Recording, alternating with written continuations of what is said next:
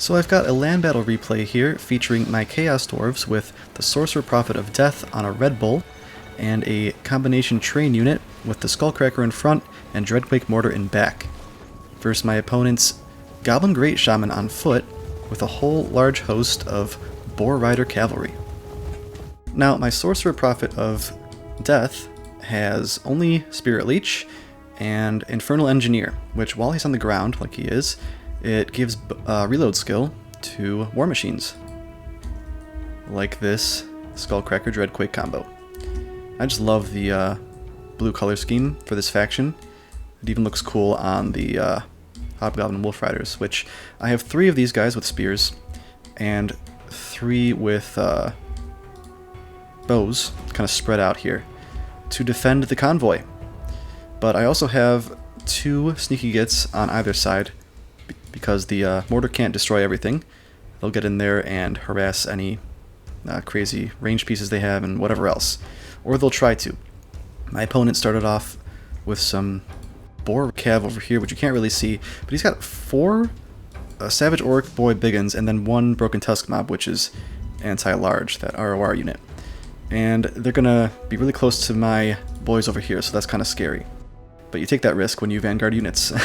So my opponent has the Goblin Great Shaman on foot with a few spells, Curse of the Bad Moon, Itchy Nuisance, some items. Crown of Command actually comes in clutch this battle, and don't even try it. This is such a good ability. I think it only costs 150, and it's stronger than Spirit Leech, while increasing cooldowns by 15, so very nice direct damage snipe ability. So the Goblin Great Shaman's back here with a bunch of stealthed Night Goblins, archers, and regular Night Goblins, a bunch of goblins on the front line, and 1 Savage Orc unit in the back. So over here there's going to be more Savage Orc Boar Boy Biggins. Get this show on the road. Well, let's see some of this reload skill coming in here for the mortar. As the first shot goes off, the arc on that thing is crazy. And it's going to whiff, kinda. Close enough to get the impact off, which is, I guess, nice. So now some Wolf Raiders will spot these stealthed goblins. Night Goblins, sorry. So many goblins on this field, I get confused. Hobgoblins, Night Goblins. So now the Savage Orc Boar Boys in the woods are coming out, and unfortunately these sneaky gits are going to get a pounding. Let's see this charge. That's a lot of damage. Okay, that's not going to be good for them. Meanwhile, another shot's gone off here on some goblins.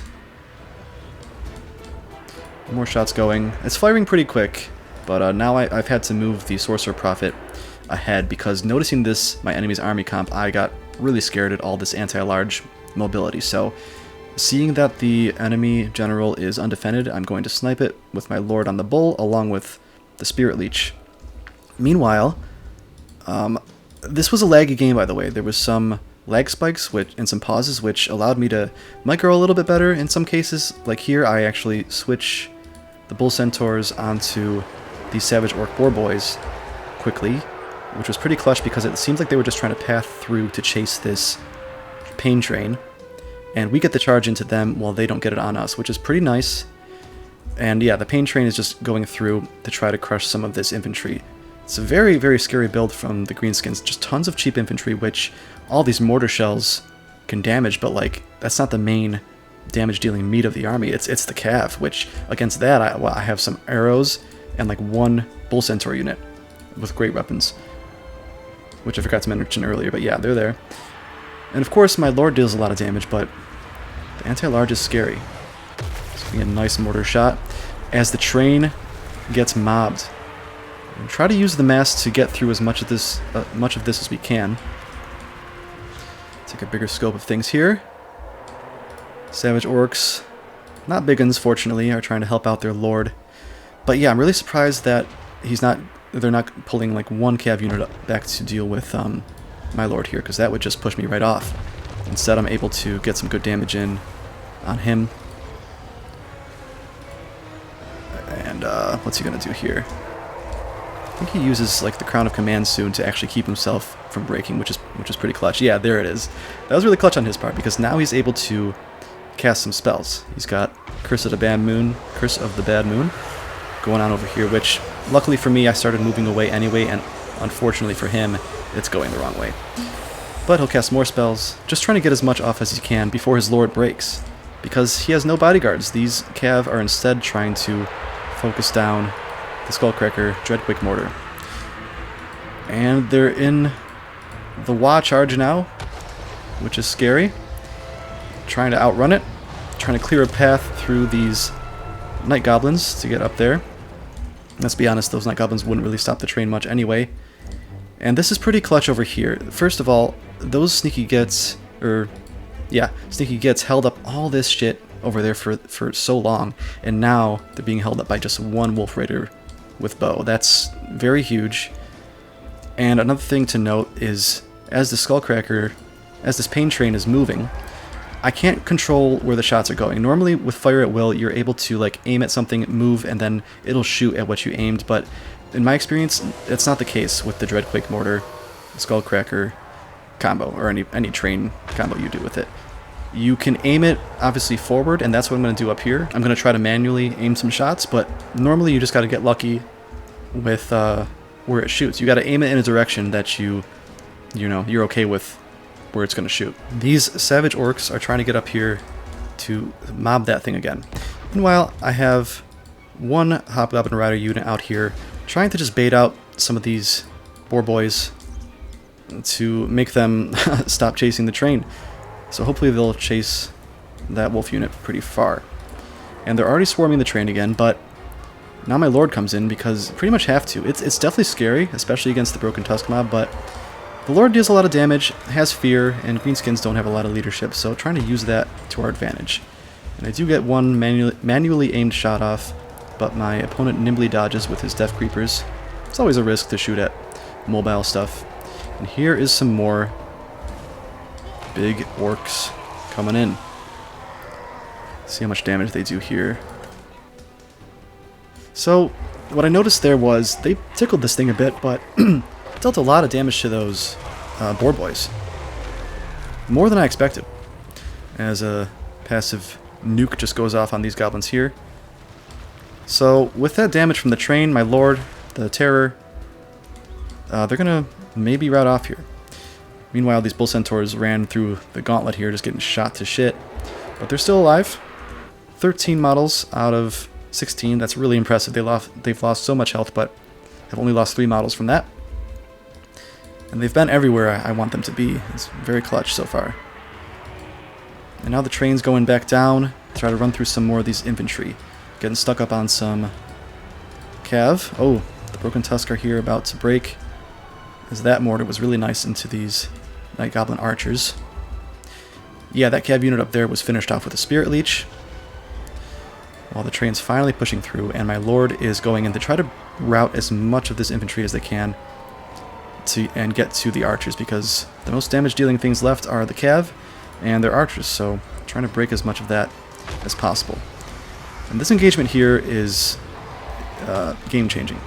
So the last strong cav is coming in, ignoring my bull centaurs and going right for the train, which I turn around just in time, get kind of a charge off. And let's see the damage here. The acceleration boost is going off, and it is just destroying these savage orc boy biggins. God, that name is so long.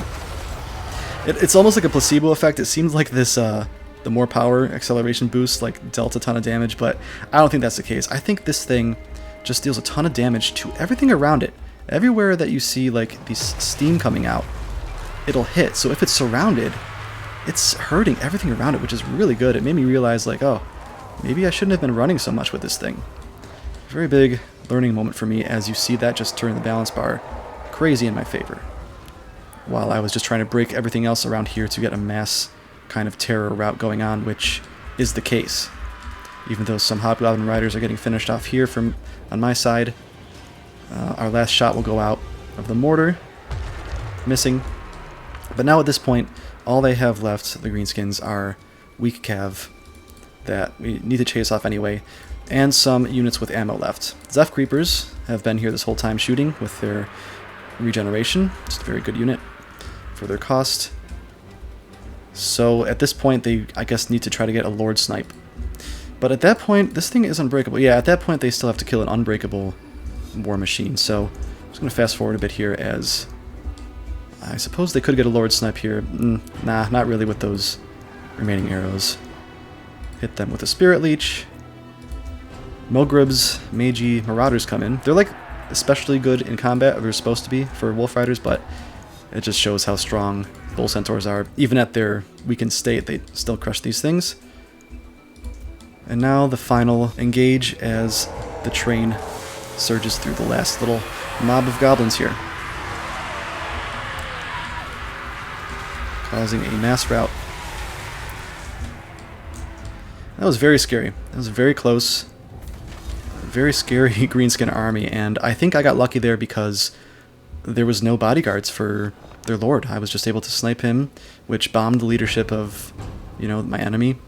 And besides that, I was just otherwise lucky to have his cav be held up by some of my units for very long. You know, giving me more time allows me to get more Spirit Leeches off, and allows me to use up all my Dreadquake mortar ammo. So, a few things there. Just barely eked out that victory for me, but it was a very scary army, very fun battle, so really cool defend the convoy type battle there. Pretty cool terrain use in that map too. Oh, let's see some value real quick. There we go. Yep, the Cav did good. So, good game. Thanks for watching, and have fun out there with some battles of your own.